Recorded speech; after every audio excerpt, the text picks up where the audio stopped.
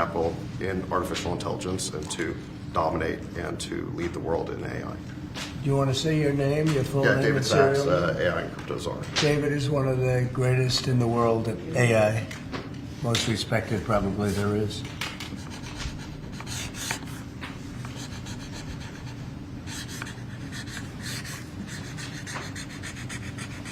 So that should take us to the forefront, right? Absolutely. We got to win. Okay. Thank you. And this, David, is? Yeah, this is the Crypto EO. We're going to be forming an internal working group to make make America the world capital in crypto under your leadership. Which is really going up, right? Absolutely.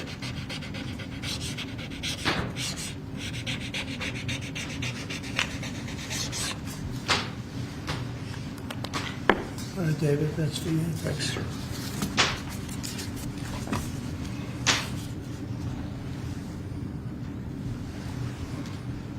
You find them exciting?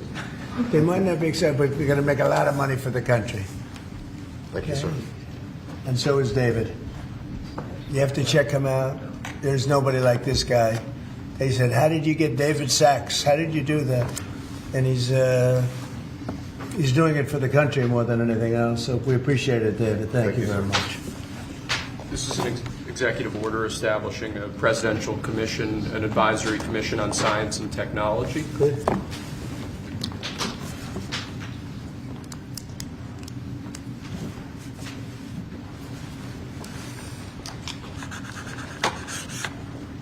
Do you want to explain that a little bit?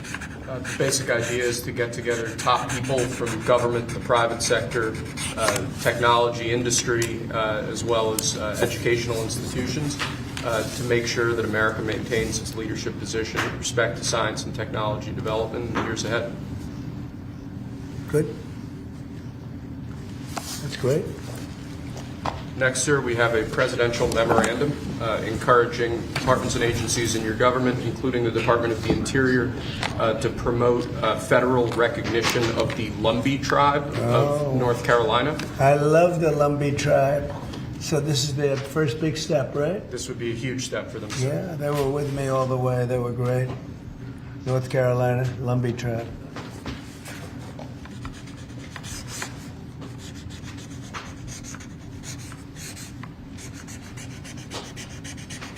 Okay, well, you'll send them a copy of that? Yes, sir. They were great. Okay? If you'd like, I could get them that pen, sir, as well. Yeah, let's do that. Next, we have a set of pardons for peaceful pro-life protesters who were prosecuted by the Biden administration for exercising their First Amendment rights. Do you know how many? I believe it's 23, sir. 23 people were prosecuted. They should not have been prosecuted. Many of them are elderly people. They should not have been prosecuted. This is a great honor to sign this.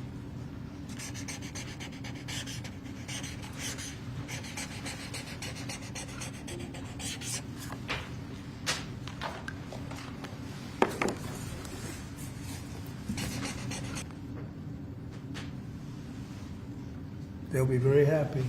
So they're all in prison now. Some are out of custody. It's ridiculous. Okay? Lastly, sir, we have an executive order ordering the declassification of files relating to the assassinations of President John F. Kennedy, Senator Robert F. Kennedy, and Reverend Dr. Martin Luther King Jr. That's a big one, huh? A lot of people are waiting for this for years, for decades.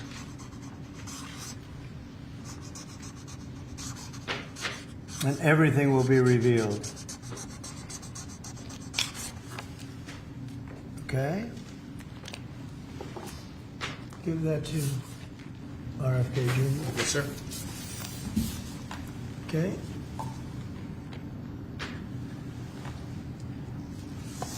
Okay, thank you very Mr. much. President,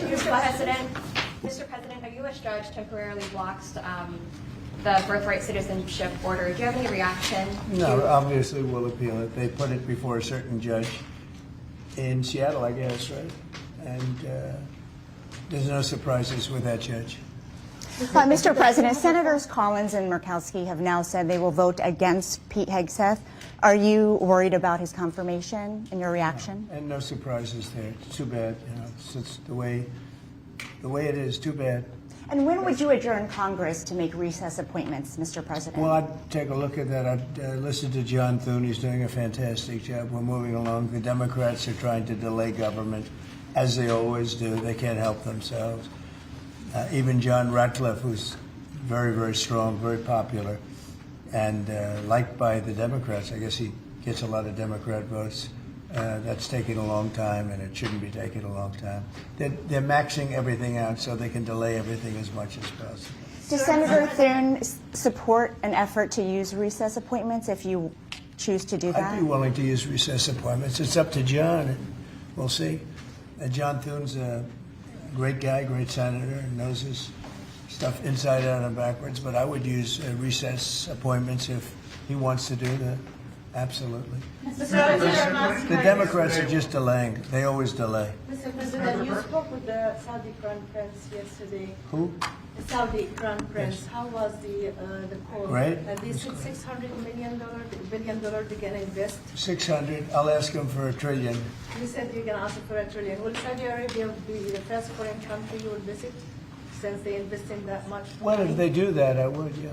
I would be glad to do that. I did it, as you know, 4 years ago. We did $450 billion, meaning the money all goes to American companies, and they purchase jets and they purchase computers and everything else. And we did $450 billion, and I guess we're at 650. And I'll see if I can talk him into it. I don't believe again. You showed great confidence in Steve Witkoff.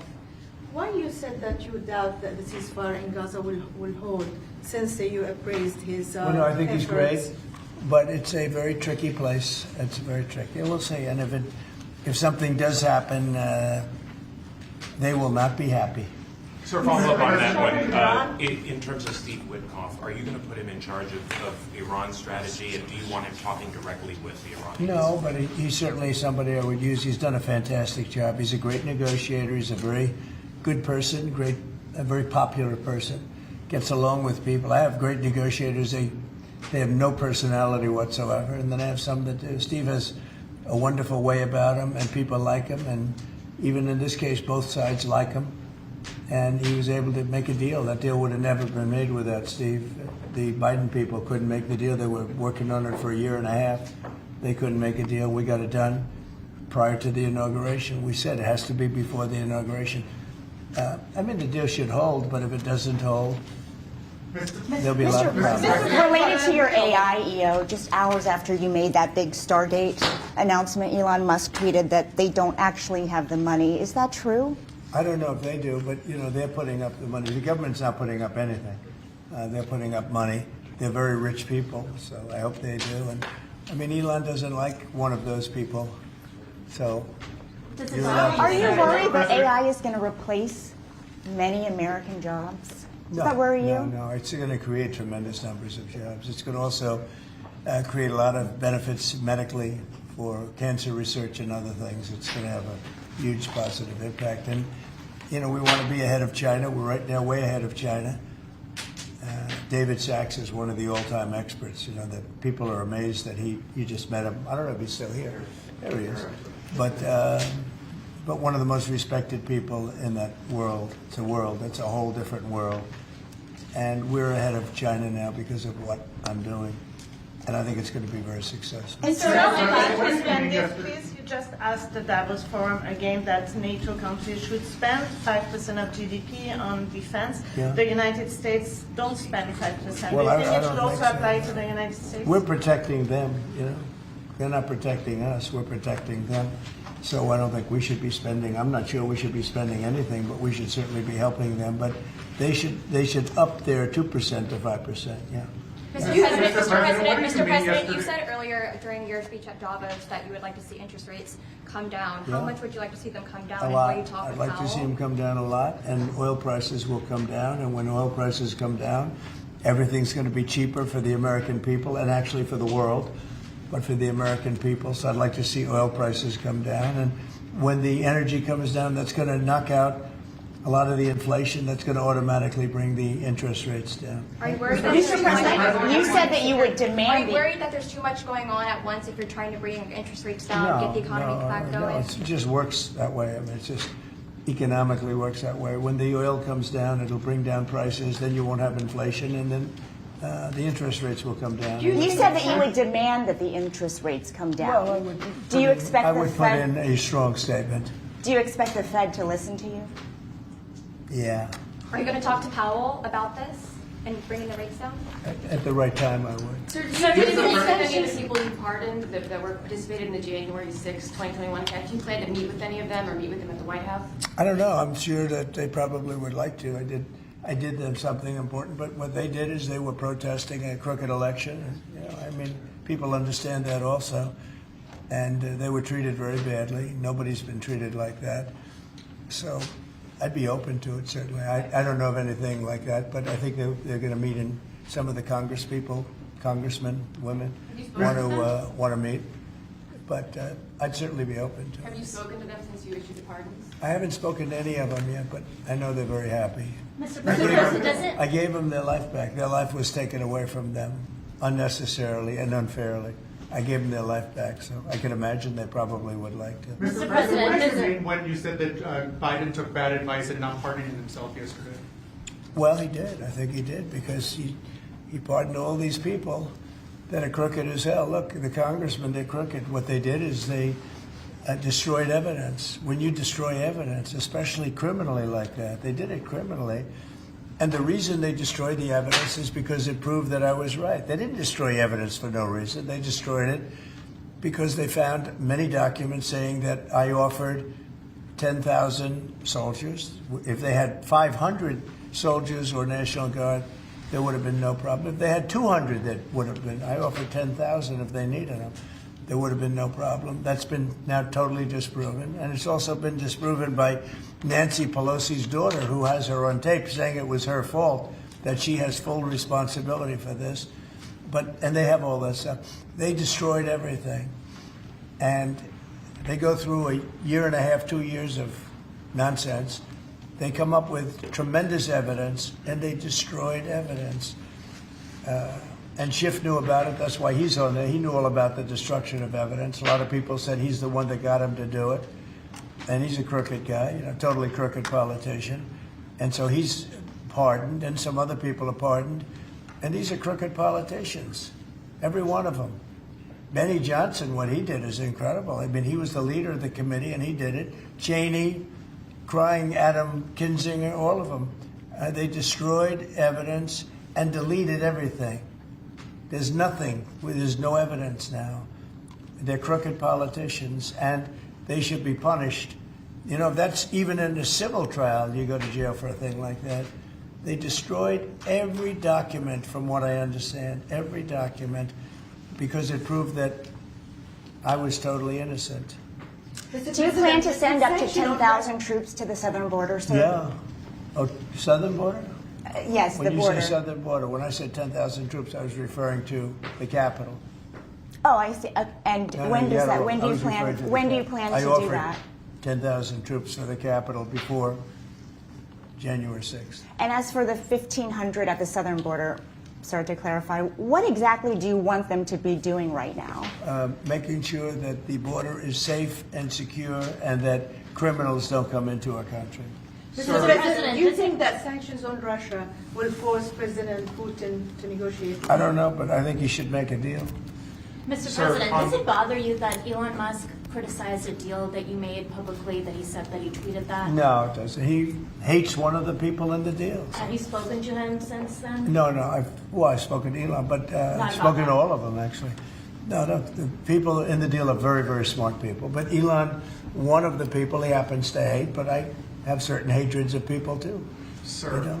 Sir, Mr. on President. China, what do you think Xi Jinping can do stop the Ukraine-Russia war? Which one? The Ukraine-Russia war. What can Xi Jinping do about that? China? Yeah. They have a lot of power over Russia. They supply energy to Russia, and Russia supplies energy to them. They supply other things to, it's really a very big trade. It's a very big trading partner. But Russia supplies a lot of energy to China. China pays them a lot of money for that, and I think they have a lot of power over Russia. So I think Russia should want to make a deal. Maybe they want to make a deal. I think, from what I hear, Putin would like to see me, and we'll meet as soon as we can. I'd meet immediately. Every day we don't meet, soldiers are being killed in a battlefield, and that battlefield is like no battlefield since World War II. You said that Ukraine wants and to... I have pictures that you don't want to see. Soldiers are being killed on a daily basis at numbers that we haven't seen in decades. And it would be nice to end that war. It's a ridiculous war. You said that Ukraine's ready to make a deal. Did President Zelensky tell you that personally? Yeah, sure. He's ready to negotiate a deal. He'd like to stop. He's somebody that lost a lot of soldiers, and so did Russia. Lost a lot. Russia lost more soldiers. They lost 800,000 soldiers. Would you say that's a lot? I'd say it's a lot.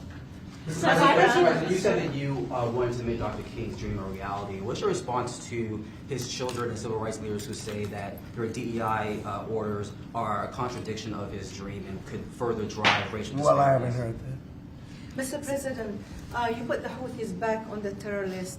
How do you see the war in Yemen end? Well, we'll see what happens, but they can't shoot down our ships, the Houthis. Yes. You can't shoot down our ships, or any ships, and that's what they've been doing. So they're on the terror list. That's not good for them. So why did you revoke security protections for former Secretary of State Mike Pompeo and Brian Hunt? Well, the same reason when you have protection, you can't have it for the rest of your life. Do you want to have a large detail of people guarding people for the rest of their lives? I mean, there's risks to everything. So would you support striking Iran's nuclear facilities? Say it? Would you support Israel, for example, striking Iran's nuclear facilities? Well, I'm or not do you going to believe answer in that. diplomacy? Obviously, I'm not going to answer that question. We'll have to see. I'm going to be meeting with various people over the next couple of days, and we'll see. But hopefully that could be worked out without having to worry about it. It would be nice. It would really be nice if that could be worked out without having to go that further step. And who are you going to meet with? Well, I'd rather not say that, but very high-level people. But hopefully that can be worked out. Look, Iran hopefully will make a deal, and if they don't make a deal, I guess that's okay too. And Mr. President, just to follow up, you said you think the Fed should listen to you. Can you elaborate on why you think it should? With regard to interest rates? Correct, yes. Because I think I know interest rates much better than they do. And I think I know it certainly much better than the one who's primarily in charge of making that decision. But no, I'm guided by them very much. But if I disagree, I will let it be known. So your tariffs planned for China and Mexico are much tougher, or the ones for Canada and Mexico are much tougher than the one for China. Why is it softer for China? Well, China's already paying a lot of tariffs because of me. And when you add them up, I would say, they're paying a lot. They paid hundreds of billions of dollars. They never paid 10 cents until I came along. When I came along, they've paid hundreds of billions of dollars. Never paid anything. And so they've already started at a higher base. Is February 1st the date for Chinese tariffs as well, sir? February 1, or was that just Mexico and Canada? It's Mexico and Canada, but we're talking about China too. Look, China's sending us tremendous amounts of bad drugs, fentanyl, really bad stuff. Most of it comes through Mexico. And we're losing, I think, 300,000 lives a year because of that. People say 150, 100, 120. I think 300,000 lives a year. Those are old numbers. The lower number is a low number. And we can't have that. They've got to stop sending it. I had a deal with President Xi, but it was a deal that wasn't followed up by Biden, of course, where they were going to issue the death penalty to people that make fentanyl, and that would have stopped it. But we'll have to stop it with tariffs. Okay, thank you very much, everybody. All right, guys. Thanks, Thank you, Mr. President. Thank you, Thank you very much. Hey, press, let's go. Thanks, guys. Nope, guys, let's go. Have a good one. Thank you, guys. Have a good one. All right, so a live feed there from inside the Oval Office. The press having that access to watch the executive orders be signed in real time. Speaking of real time, let's get Carla Sands' reaction here in just a minute. A number of executive orders signed. All right, hooligans. Well, that was President Trump at the White House live signing executive orders. I figured we would drop everything and make sure to cover that. We are going to be doing Coffee with Hooligans, but the schedule is not complete yet. I got just about everything put together, probably another 20 minutes or so, and we will be live again with Coffee with Hooligans, and we got an unboxing coming up as well, so make sure you make your way back to us, like I said, about 20 minutes from now. I'm trying to think if there's anything else. I think that's the whole sandwich right there, so give me about 20 minutes or so to wrap up this schedule, and we will be live again. But thank you guys so much for joining me for the executive order signing. I'm assuming we'll have more of that. It's always exciting to see President Trump going live. Either way, make sure you hit that like button on your way out. Like I said, we'll be back in about 20 minutes. Thank you, hooligans, for being here. See you in a little bit for Coffee with Hooligans.